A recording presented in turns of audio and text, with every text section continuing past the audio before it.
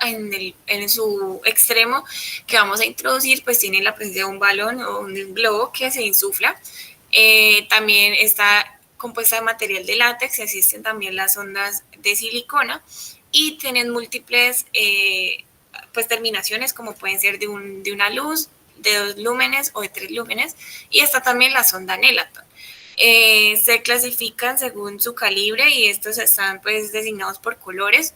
Usualmente el que normalmente se utiliza en pacientes mujeres es la de la 12 a la 14 y en los hombres de 14 a 16, pero pues esto depende también si el paciente presenta estrechez uretral o en fin la patología que tenga. Y en los niños pues emplean ya sondas más pequeñas de calibre 6 o 8. Entonces, u 8, perdón. Entonces, pues teniendo en cuenta estas sondas que existen, nosotros vamos a realizar el paso de una sonda teniendo todos estos elementos que se encuentran aquí en la imagen de la izquierda. Son principalmente pues tener en cuenta que eso es un procedimiento que tiene que tener una técnica estéril y una técnica atraumática. Nosotros primero debemos de entrenarnos en cómo hacer la colocación de una sonda vesical, porque de no realizarlo de manera adecuada, pues generamos traumas ureterales que a los pacientes se les complica posteriormente como una estrechez o una estenosis uretral. Entonces, pues no queremos eso, debemos de hacerlo de manera correcta.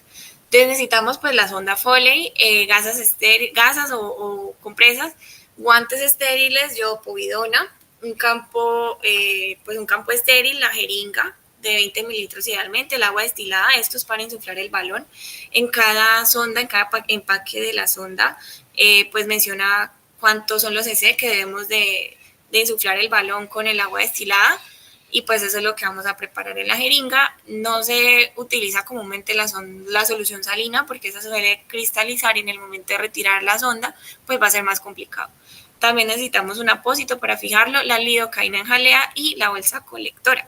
Entonces, como pues ya mencioné anteriormente, es una técnica estéril, debemos de tener en cuenta no contaminar la sonda porque esta va a ingresar en el tracto urinario y eso significa que el paciente puede cursar con infección de vías urinarias. Entonces vamos a tener el paciente, pues si es un paciente hombre, vamos a primero realizar, bueno, si es hombre o mujer, realizar la antisepsia del área genital, iniciando siempre pues del área más limpia hasta el área contaminada, que pues ya sería el pene, el glande, y las mujeres la parte de los labios mayores.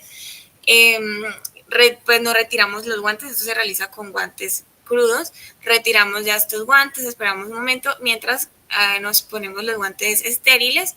Posterior a esto, preparamos pues tanto como es la sonda, la jalea y la jeringa con el agua destilada. Sin contaminarnos, vamos a lubricar muy bien la sonda, toda la sonda es una opción, y la otra opción es directamente lubricar la uretra. Entonces, ingresar la parte de la lidocaína jalea a la tapita y pues lubricar la parte de la uretra y pues como tratar de que esta impregne todo el canal uretral en el caso del pene en los hombres. En el caso de los pacientes hombres, vamos a sostener el pene a una dirección de más o menos entre 90 grados y 60 grados, sin estimularlo, sin estimular la parte del glande ni la parte de la base. Con mucho cuidado, es decir, lo que más generalmente se utiliza, perdón, voy a prender la cámara, sí, es el utilizar las dos manos. En una mano vamos a sostener la sonda y la vamos a enrollar. Esto con el fin, y pues terminar la punta hacia acá, vamos a tenerla como hacia afuera. Con el fin, es decir, nosotros utilizamos la mano que somos, si yo soy diestra, pues utilizo mi mano derecha. Entonces puedo utilizar la sonda y la enrollo, que de esta manera la finalización de la sonda quede aquí, no se va a quedar suelta y no se va a contaminar con las partes que pues no están limpias en el paciente. Entonces, mientras la lubrico, bueno, ya está lubricada, con la otra mano voy a sostener el pene del paciente y lo voy a introducir con cuidado, la voy pasando, y ahí ya hasta que se desenrede, ya la solté y ya pues esta parte no se contaminó. Ya acá pues posterior a esto insuflamos por el lumen que va el baloncito, lo insuflamos con el agua destilada y por la otra conectamos la bolsa colectora. Siempre debemos de tener presente que pues el paciente, bueno, y debemos de hacer una tracción leve para verificar de que sí quedó bien ajustado, de que el globo sí está inflado. De verificar que el paciente tenga la bolsa pues con gravedad menores, debe estar abajo para que de esta manera pues la orina fluya. Si no, la sonda pues no está cumpliendo ninguna función. Pues nada, como recomendación es que antes de realizarlo, pues mirar videos, porque el desconocer cómo se pone genera lesiones iatrogénicas, como ya les mencioné, de la uretra. Dale pues a la siguiente, ahí traje un videito de cómo... Ahora lo voy a hacer en modelo de una paciente. De igual manera, voy a hacer una antisepsia, voy a hacer los mismos. Voy a tener que hacer la antisepsia como tal en los labios mayores y labios menores para evitar una infección de vías urinarias. Recuerda que al terminar toda tu técnica de antisepsia te tienes que cambiar nuevamente los guantes. Lubricaré nuevamente la sonda Foley y abriré los labios mayores y menores para poder visualizar como tal el meato urinario. Una vez que lo hice, puedo apoyarme de mis dos manos para poder ir introduciendo poco a poco la sonda Foley. Recuerda poner siempre abajo el riñón para evitar que los fluidos salgan. Voy a llenar como tal el globito dependiendo de los centímetros que me pida la sonda Foley y conectaré la bolsa recolectora. Esta es una bolsa recolectora, siempre va a ir graduada en mililitros. Lo más que puede llegar a tener una bolsa recolectora son 2000 mililitros. Y aquí se puede membretar incluso el nombre del paciente, el cuarto y la fecha en la que se instala la sonda vesical. Listo, entonces ahí pues obviamente en la parte de las pacientes femeninas debemos buscar el meato urinario en ellas. Dale a la siguiente. La otra opción es la cistostomía. Esta es pues la colocación del catéter directamente en la vejiga y se hace pues por medio de la parte abdominal. Se utiliza un trocar y este puede ser bajo ecografía o pues sin la ecografía. En estas la elección de los pacientes son principalmente los cuales tienen alteraciones anatómicas o en los cuales tienen un fallo recurrente de acceso uretral. Otra cosa es que la sonda vesical, se me olvidó mencionarles, no debemos nosotros de hacer múltiples intentos porque esto va a lesionar la uretra, entonces ni tampoco traccionarlo de manera brusca. Debemos de intentarlo pocas veces, 2, 3, y ya no pasa, no debemos de seguir intentando, ya hay que, pues requiere valoración por un urólogo y pues tener en cuenta que si lo intentamos vamos a causar hematura, vamos a lesionar la uretra, estenosis uretral, sin tener en cuenta las complicaciones.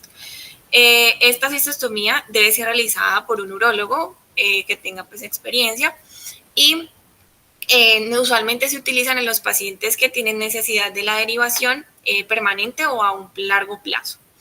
Esta, pues como todos los procedimientos, tienen riesgos, tiene un riesgo de lesión intestinal de un 2.5% y pues se realiza así como está en el video, si lo puedes poner por favor. Una vez preparada la piel, lo que debemos hacer es aplicar un anestésico local. Posteriormente realizaremos una pequeña incisión de 2 a 3 centímetros, donde, en tercer paso, lo que haremos es puncionar de manera perpendicular al cuerpo y sabremos que estamos en vejiga porque al aspirar saldrá orina. Se retira la jeringa dejando la aguja en la vejiga. Se introduce una guía de alambre por la aguja al interior de la vejiga. Posteriormente se introduce el dilatador por esta guía dejándolo en la vejiga.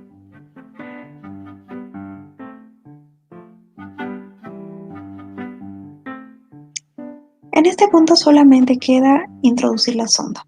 Cabe recalcar que este tipo de sondaje solamente puede permanecer colocado durante 45 días. Pasado este tiempo se debe retirar y colocar uno nuevo. Entre cambio y cambio es recomendable dar una dosis de antibióticos. Y pues los tipos de trocares que existen son múltiples, como los que vimos en la práctica con el doctor Ricardo. Ya por último, la punción suprapúbica, esta debemos de tener en cuenta que pues no la vamos a emplear si hay urólogo, si hay la opción de la cistostomía y pues para el paso de la sonda fue fallido. Solamente lo utilizamos en los casos donde no hay disponibilidad de la sonda o no hay cómo realizar la cistostomía.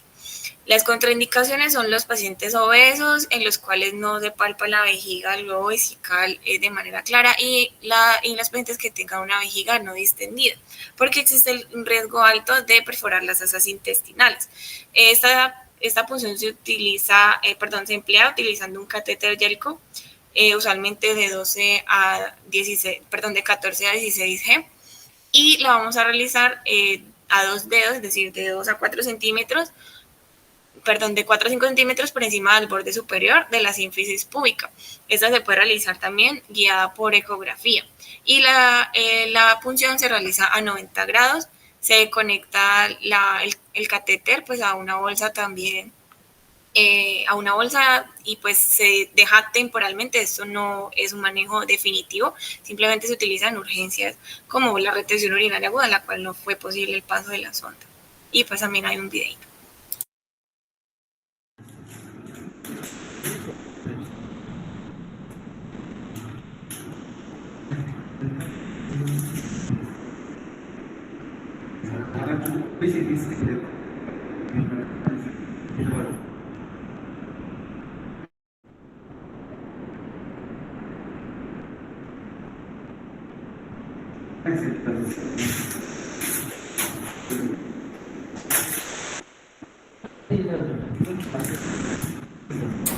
Aquí se retira solo la jeringa y pues se inserta otra jeringa, la bolsa colectora, y ya hasta que el paciente pues elimine la orina que tiene retenida y disminuya el dolor.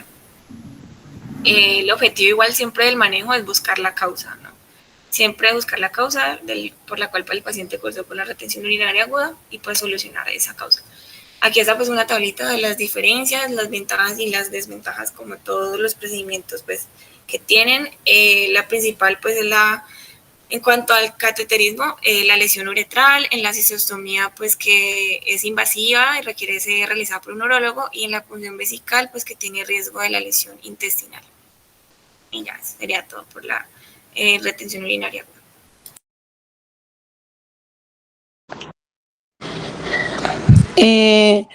Porque tenemos otro tema. Hoy no eran esos 3 temas. Y la crónica faltaba. Ah, ya, no, pues es el mismo tema, ya. Ok, listo. Continuamos y luego hablamos un poquito de los temas que adelantamos. ¿Me escuchan ahí? Sí.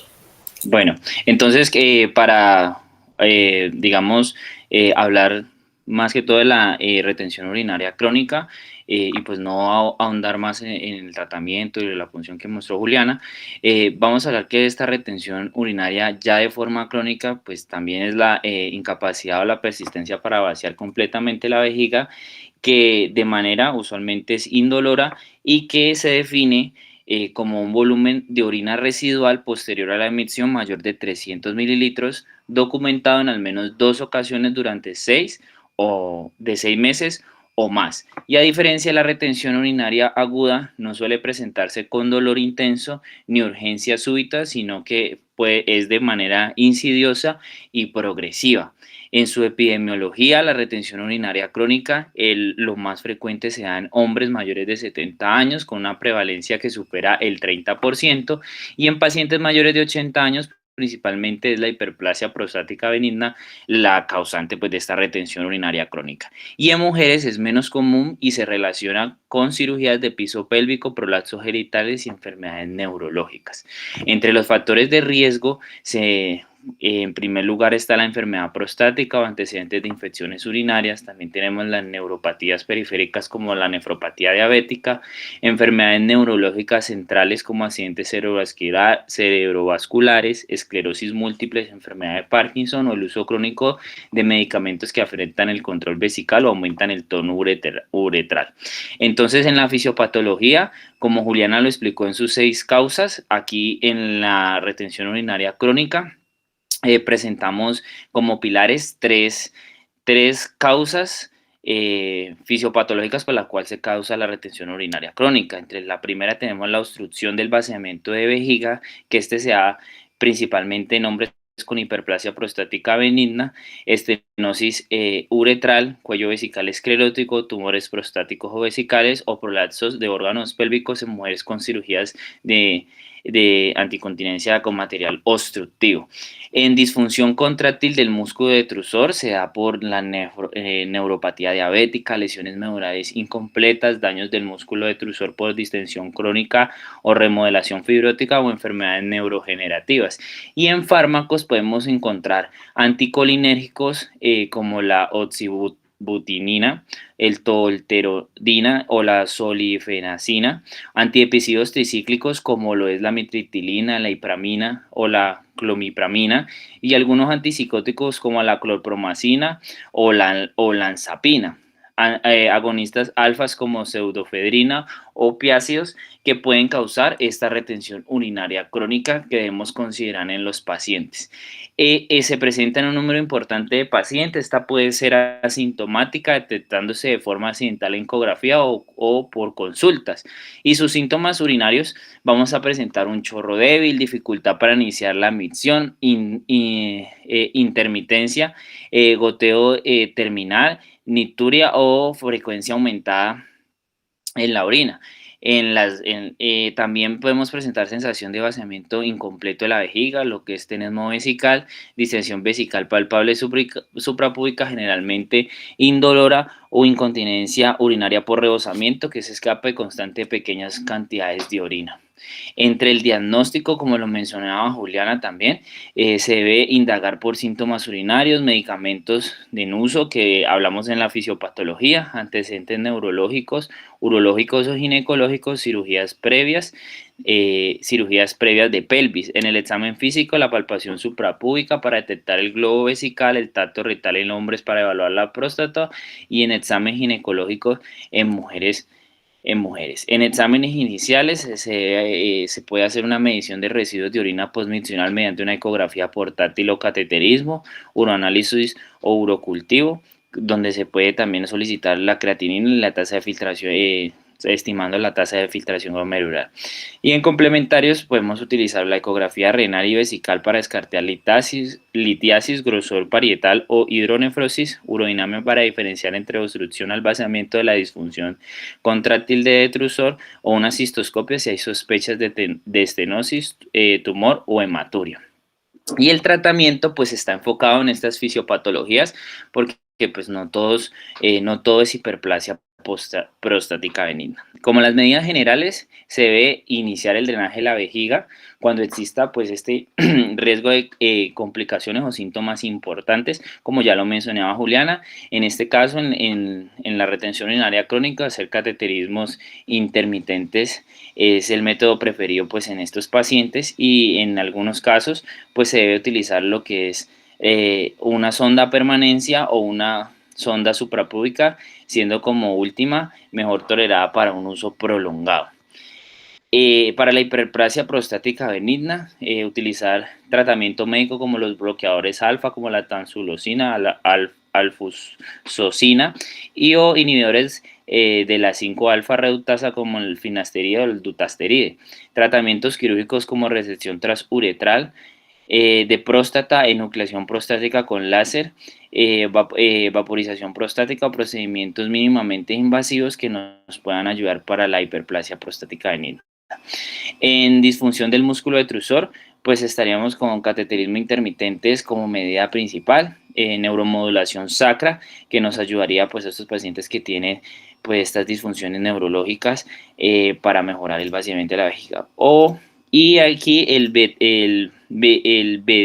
betanicol no se recomienda el uso de parasimpático-miméticos por falta de evidencia y riesgo de efectos adversos que se puedan utilizar en estos pacientes. La derivación suprapúbica temporal para pacientes que tengan estenosis uretral, o tratamiento definitivo mediante una uretrotomía interna o uretroplastia para pues facilitar la dilatación pues de esto. Y en mujeres, en caso de SLIN obstructivos, que es en casos de prolapso, en caso de prolapso de retención urinaria en mujeres con alteraciones del piso pélvico, pues se deben quitar estos SLIN que puedan generar obstrucción y la consideración de pesarios o corrección quirúrgica adicionales para mejorar esta retención urinaria crónica. Listo.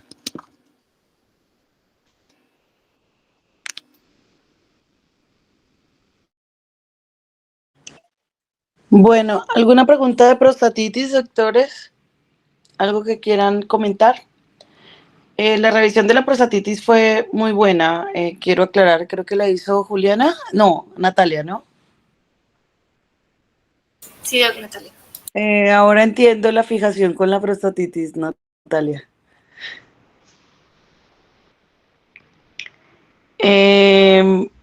Y bueno, en general todas las presentaciones estuvieran buenas. Un poco de pronto profundizar lo que hablamos de cólico renal, pues para que lo tengan súper claro, lo hablamos después. ¿Alguna pregunta de retención urinaria? No, por el momento no. Bueno, importantísimo de la prostatitis, que es siempre un trastorno inflamatorio que generalmente comienza infeccioso. Hay algunas que son diferentes, pero en general ese es el proceso fisiopatológico. Siempre se debe ser muy cuidadoso con las prostatitis. Son reales urgencias, aparte del dolor y de la respuesta inflamatoria de las que mencionó Natalia, pues realmente súper importante tener en cuenta que no se puede dejar suelto un paciente con prostatitis. Tengo yo que tener ese paciente amarrado hasta que yo pueda tener súper claro que ya no es un riesgo de sepsis esa prostatitis. Los dos escenarios que planteó la doctora, desde el paciente con esa prostatitis que apenas es incipiente y que nos da tiempo de manejo farmacológico ambulatorio, pero tengo que tener muy claro que ese paciente se me puede complicar.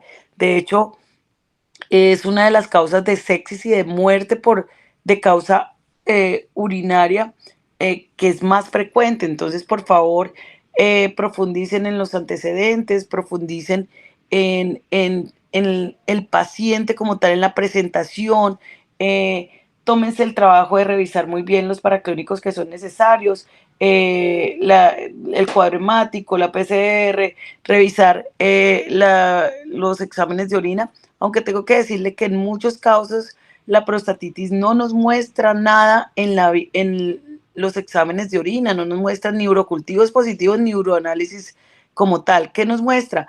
Leucocituria, tal vez bacteriuria, incluso hematuria o microhematuria. Entonces, tienen que estar alerta a esos posibles hallazgos. Y definir cuándo se hospitaliza y cuándo se puede manejar ambulatorio.